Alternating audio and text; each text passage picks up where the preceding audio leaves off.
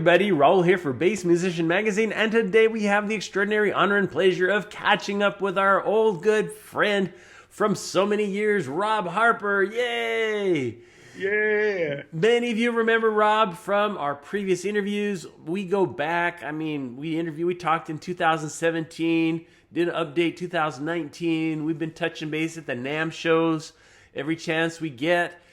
Robb released a record, the Funk record. He is one of the upstanding preservers of funk as we know it. He has received accolades from Bootsy Collins himself, shouting out on Robb's funk. And we're here to get caught up, find out what Robb's been up to after all this time. Robb, what have you been up to? Hey, Raul. Nice introduction. Glad to see you, man. It's been a while. It has. Yeah, man. I just wanted to catch up because I think last time we talked, like you said, was what, 18 or 19, right? Yeah. And, well, let's start right here. When 2020, when the COVID started shutting everything down at the beginning of that year, by me, one thing about being blessed with all these sponsors is that you have to be able to adopt and keep them happy. Mm-hmm. You got to do something. Yeah. So my band, when I was with that rap band, Area 301 at the time, they shut completely down. All the session work shut down. And I'm like, oh, boy. And I really kind of like, my sponsor's something. Mm-hmm. Let's keep it real. I was trying to get photo shots and couldn't arrange that stuff. Everybody was scared. And I said, you know what? I'm going to start writing some music, man. This is the opportune time to do that. It's been a while. So the first time I did something, the album was called Ride With Me.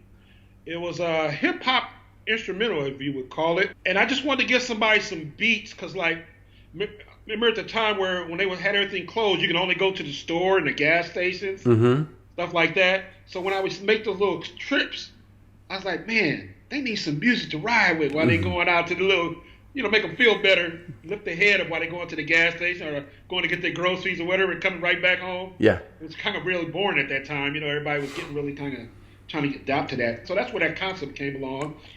But it also helped me because musically I haven't recorded nothing since I did the New Jazz Funk record back in 2012. So I had to blow off the cobwebs, you know what I mean? Mm-hmm. With the composing and everything. That's not something, that's a whole other ball game besides just playing bass.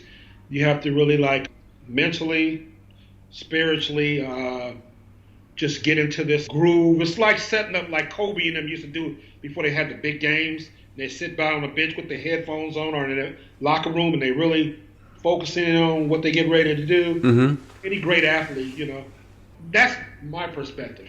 The first record was pretty easy because I know beats. We just did drum beats, a little bass, a little synthesizer layered on top. No vocals or nothing. And it was just, it's called Ride With Me. And then in parentheses, Street Beats. Okay. So we did that. And you put that out for us. You helped put that out, remember? And we had a radio station that came out, forgot the guy. The guy's name is Marvin Mink.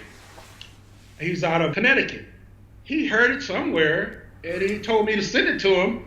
And me and my engineer were laughing because it was really just like a project, you know what I mean? Mm-hmm. We weren't expecting no airplay from it, that was crazy. And he started pumping it, you know what I mean? Nice. This is not an internet radio station, a real legit radio station, I'm sorry I can't think of the letterings right now. Mm. Sorry, Marvin, but Yeah. Marvin Meek Radio, if you just Google that, you'll find him, out of Connecticut. Anyway, and he pumped it, and I got good response for that. And so that just egged me on to do some more. And I said, well, people know me as a funk artist, but I don't really have a real bona fide funk record out. The New Jazz Funk record I did back in 2012 was New Jazz Funk. I was experimenting with a couple of genres, you know what I mean? Mm-hmm. It wasn't just a slam and hardcore 70 type funk that I grew up on and I still love today. So I started contemplating that and getting concepts in my mind. Didn't have a title yet until during that COVID time, we locked down. I'm watching a lot of YouTube videos more than normal. And I see Wayman Tisdale.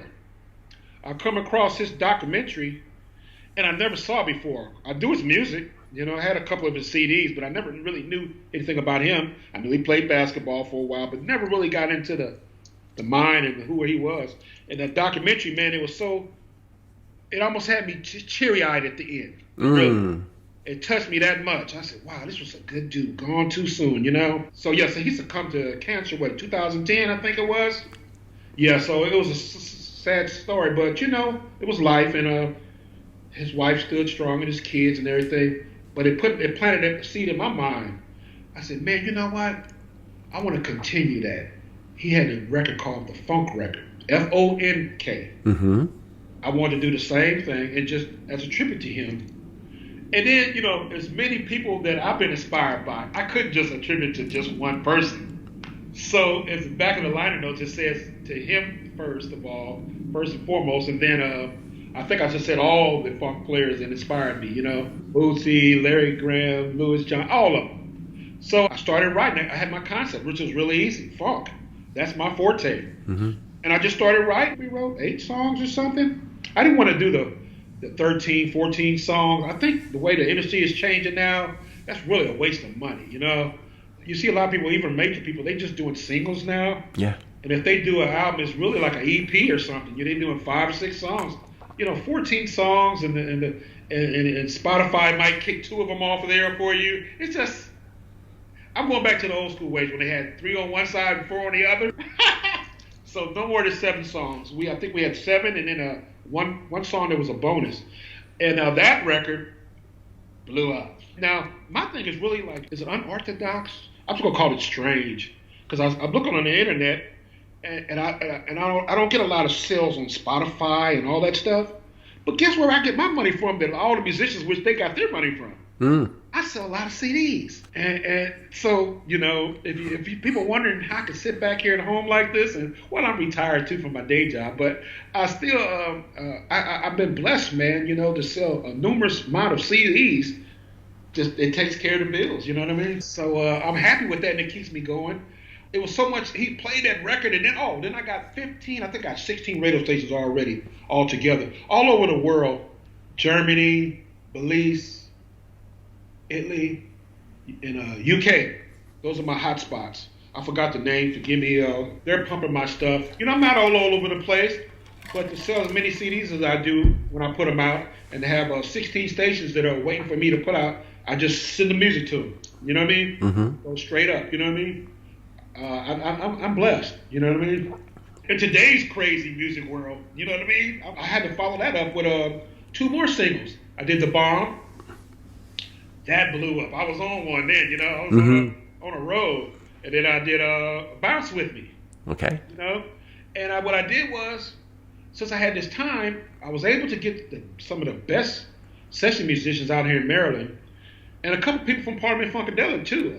Shoutouts to Greg Boyer, their longtime standing trombone player. And Garrett Scheider, who's their rhythm guitarist and does lead vocals. His father was actually Gary Scheider, the diaper man.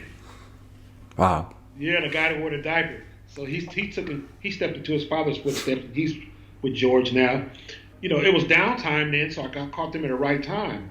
And they did the first 2 videos with me, the Bomb video and the Bounce With Me. No, not Bounce With Me. All About That Funk from that funk record. Yeah, and I hooked up with a guy who's working with me with the videos and stuff, and all that's out here, man. All that's a blessing. I was staying busy, doing videos, you know, and spending my money on the videos. I didn't have nobody outsources helping me with none of that stuff. I came out of my pocket, you know what I mean? And my wife's. She helped out a little bit. So I've been doing that, man. So I've been spending a lot of time composing. Okay. I like composing more so now because it's also something that it never disappears. Just like a record. Well, that's all tied together. Just like a video and a record. Once you put them out there, they're out there. They stay out there. You know what I mean? Forever, for infinity. You know, and I'm really digging that. So it's something I can leave behind when I'm long gone for the kids and everybody else.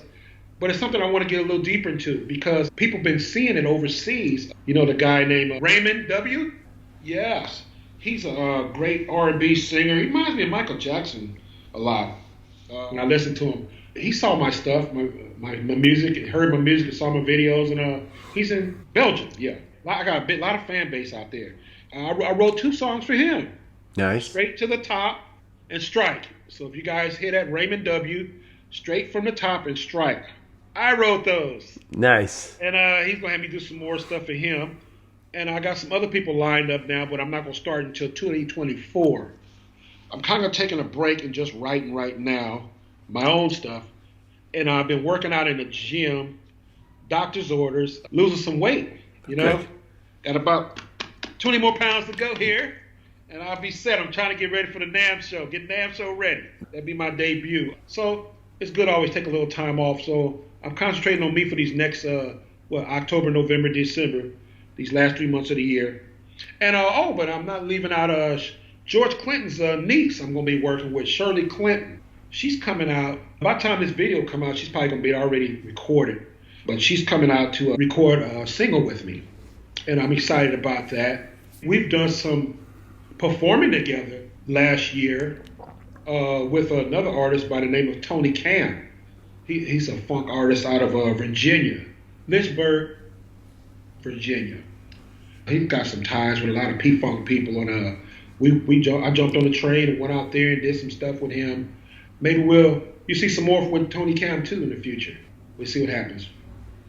So in addition to all of this stuff, one of the things that we had talked about back in 19 was you got yourself set up kind of with a rehearsal studio, but since then you've moved. So the new improved studio is Funky Foot Studio? Yeah. Crazy name I came up with. I don't know. I just, like when they come down here, they have to remove their shoes.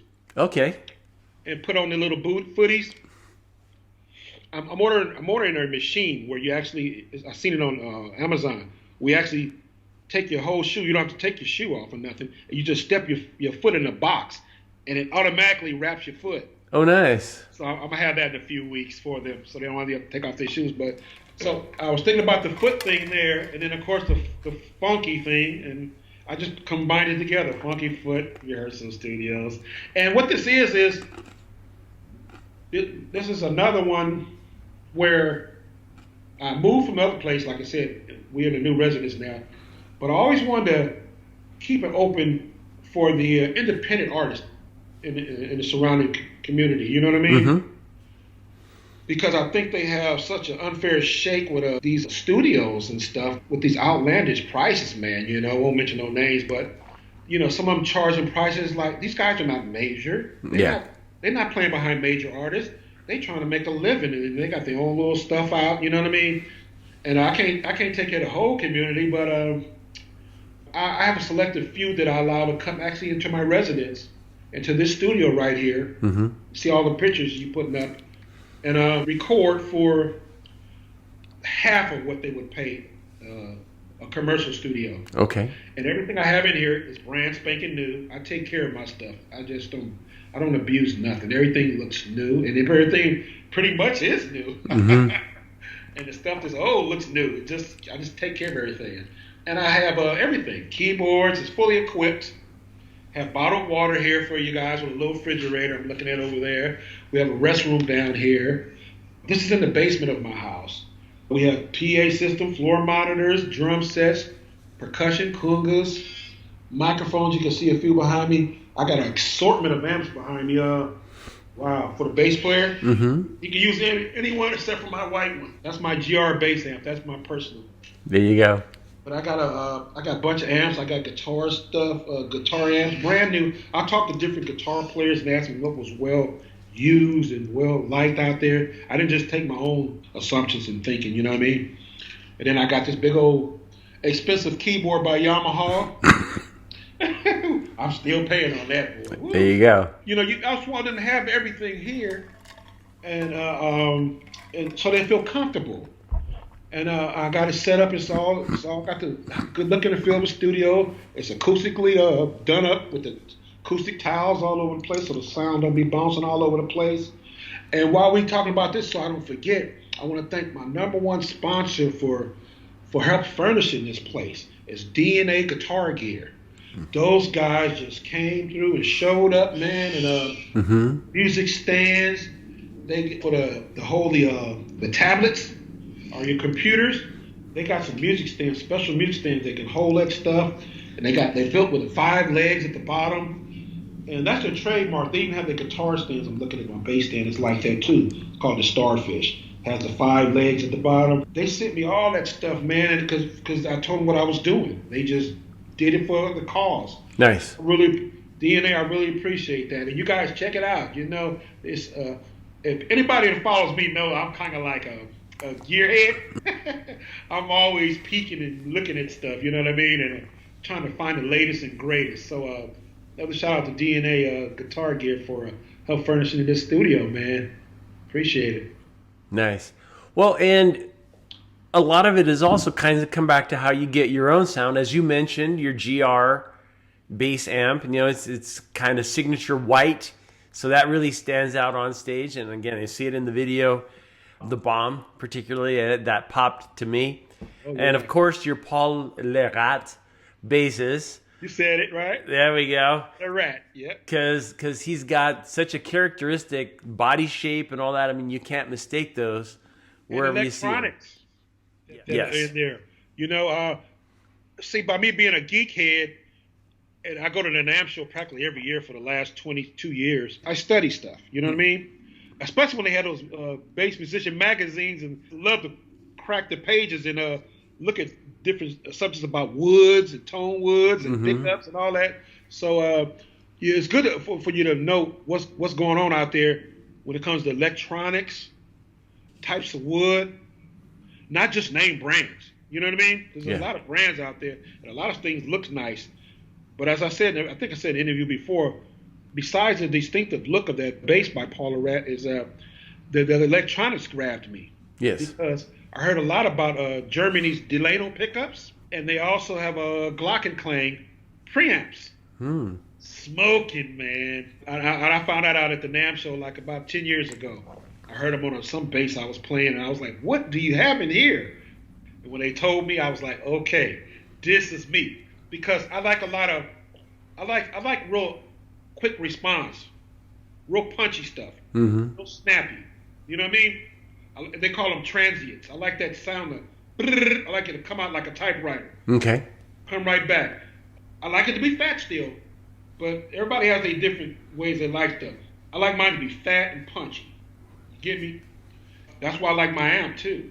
That I didn't just get it because it's white. Everything he uses in there is not from China, not from nowhere else. It's from Italy. He even has the Ginseng Speaker Company in Italy build his speakers. Oh, nice. They're in Italy, yeah. And I think it's a big difference when you're not just everybody else using the same companies for the same things, and he's not doing that. He's putting a little extra into his stuff. He's not trying to cut the corners. And to make a long story short, I've been studying what he's been doing with those amps. Is his amps are not like all these other different brands. A lot of people don't know. They tweak the heads, the electronic engineers, to get a certain sound out. He doesn't do that. He leaves everything wide open. And if you want to tweak something, he has a button that you can push and then go do that stuff. Okay. But his is called, that's why he called his Pure Sound. That's a logo motto, they say. I think that's a slogan. Yeah. Pure Sound. And with that Pure Sound, and those speakers that's being built custom for him, is I've never, being a funk bass player, we like to go deep. You know? We like deep bass. Clear, man. And I couldn't find nothing. All these brands I got, no names mentioned. Got a lot of them standing behind me right now. But they could not hold the booty right. They could not cut it for me. Gotcha. Once I dialed past 7, I started feeling a distortion. And this dude, man, I can turn up. Well, really, they so powerful and clear.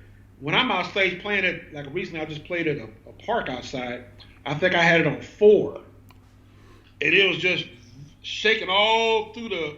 It's my monitor on stage. You know what I mean? Yeah. It's waving my pants, and That's what I like. You know what I mean? There you go. My percussionist was real close to me. He was asking me, "Could you turn it down just a little bit, Rob?" You know what I mean? That's how. And it's an 800 watt amp. Wow. With two 12-inch speakers and a tweeter, blowing all that. So, like you said, you know about the bass thing. That's my sound, and I had a lot of guys out there from the industry that were checking me out that day at that park. It was a couple months ago, and afterwards, they were telling me, Earl kept saying they love my tone. When somebody says they love your tone, that's a compliment. Indeed. Coming, especially when it's coming from A players, you know what I mean? Just the top of the line session players. Yeah. You know, they were like, man, your tone, that means a lot when it comes to bass. Because I see a lot of great bass players out there, but when I'm seeing them on stage, I don't really like what I'm hearing coming out of this stuff. Yeah. A lot of them play through the, what do they call it, the back line. Mm-hmm. They don't want to bring their own amps. Yeah. I'm different. I'm one guy who will actually roll up to a gig with my amp in the back of my truck. There you go. And everybody's like, what are you doing? I'm like, dude, I just can't take no gamble. You know, I had so many sound men and jack my sound up, or the equipment was wore out, or a speaker was blown, and it falls on me. You know what I mean? So if it's not too far from here, from where I'm living, I'll bring my own amp. Gotcha. Or if I can find one in a different state, if I can find one over there, I really prefer my own amps. So we'll work on that next year, because I'm going to be doing a lot of playing next year live. So we got to see how we're going to figure that out when I start bouncing around these different states. Gotcha. Yeah. Well, and staying on the Italy theme, because GR is from Italy, you're also playing on Gali strings and Rigotti cables. Yes. And let me see if I say it right. Magrabo. Guitar straps. Guitar straps. That's my Italian connection. There you go. Italy's been very, very good to me. Nice. Yeah. Nice. So I have the GR bass amps from there. I have the Gali strings, who been around since I think 1890 something. So common sense, they have to know something that they're doing to be around this long. You know what I mean? And they actually partnered with me because they're friends with GR Bass. So we kind of met like that at the NAMM. So they had booths right next door to each other. I don't know if you remember when you were there. They were right next door to each other. And I was with another string company, and I was telling them I'm good. I don't need another endorsement. But they persisted, and with persistence, they won me over. And with negotiations, yes, but it was also the quality. I noticed that their strings, they were real flexible. And gave me that punch and that clarity that I've been looking for. I've tried a lot of different strings. Oops, I was about to say some names. But I tried a lot of different companies out there, and just because everybody else thinks they're popular, you got to get what's right, what feels right for you, what you hear, what you feel. You know what I mean? So these strings allow me to play for a long time without getting cramps in my hands and stuff, and just what they call that? I haven't used that word in so long. Where your hands just get tired. Yeah, fatigued. Fatigue. Yeah. I don't get that with playing with these strings, and the sound is just amazing, and they last long. I mean, I do a string change every 5-6 months. Wow. That's a half a year, dude. You know, but they take care of me. They got strings for everything: mandolins, banjos. I got strings. I'm looking over here for my upright electric EUB bass. Even a regular acoustic basses, acoustic guitars. They have it all. And I advise you guys, check it out. Just, you know, don't listen to me. A company's been around since 1890, some whatever that is. I would check them out if I was you. There you go. Yeah, and I got Magrabo. Magrabo straps, Italian leather straps. They're really been really good to me. And they also made me a little case to hold my wireless transmitter. Wow. Yeah, real nice. You can either put it on your belt or put it on the strap. So they've been looking out for me. You can see me on their site. They got me all plastered up on their website. And that's for GR, Rigotti, Gali, and Magrabo. Oh, Rigotti cables. Rigotti. Yeah, that's my buddy. Oh, you guys got to check him out. He's fire. Now, you guys know, if you've been following me, I've been with a few cable companies. Now, this one, the main thing I can say about this one is pretty much like GR and Gali. The Italy companies make all their stuff right there. They don't outsource. You know what I mean? No sweatshops, none of that mess. You know what I mean? They straight full on employees and they top quality stuff. And his cables are made, they're real expensive, but he gives them to you at a real decent price. You know what I mean? Nice. And he can make different custom colors for you and all that stuff. That's Regate cables, yeah. And then kind of wrapping up there, you have Flatly pedals and Telefunken. yeah. Yeah. Because I want to give everybody a shout out because a lot of people don't do this during interviews.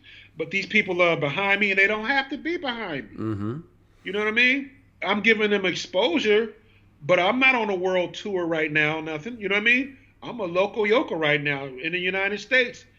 Gigging around Maryland, man. You know what I mean? Mm-hmm. We got some things set up for next year. It looks pretty bright for going over to Belgium and UK. Nice. They've been with me for a few years, most of them. And so I have to give him a mention. Flatly Pedals, let's get him real quick. That's a nice guy. His name is Paul. We met actually on LinkedIn. Mm. You see? You can meet somebody anywhere. He used to like my stuff all the time, and I used to like his stuff all the time. So when me and him used to do this, I would recognize him because there wasn't many likes on the picture in the first place. You get me? Mm-hmm. I said, let me check this guy out. And I said, oh, wow, he makes his own pedals and stuff. And he's another one. He makes it all in the UK, all his parts and stuff. He's real serious about it. His thing is with his, number one is electronics, but it's custom paint jobs. Oh, wow. Yeah, he does some stuff that's a process. Most companies not going to spend that kind of time painting a pedal. They're going to run it through the conveyor belt Yeah. and spit it out. You know what I mean? It's like a piece of art. His pedals are in the shop like 2 or 3 days, getting custom painted. So you can go on his site and check that out, anybody. Flatly Pedals in the UK. He has a bunch of stuff on YouTube where you can see how he does that. Telefunken was a sponsor that I acquired at the last NAMM show before they shut down. Wow. In 2020, before COVID, right before COVID, a few months before they shut everything down. And what I like about them is, they deal one with me, and they're with Alicia Keys, Snoop Dogg, Mm-hmm. John Legend, and then little old me walked up, and they gave me a lot of respect. You know what I mean? Nice. And what they liked about me, I could talk.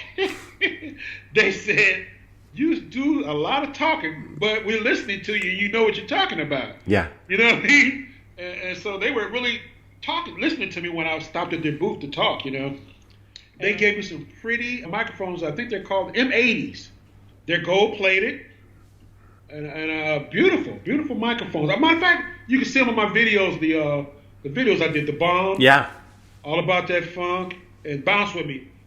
Those videos, those microphones are for use out there. On Nice. videos, you can see them. But they make the top-of-the-notch stuff if they dealing with those type of major artists. So thanks again, Telefunken. There you go.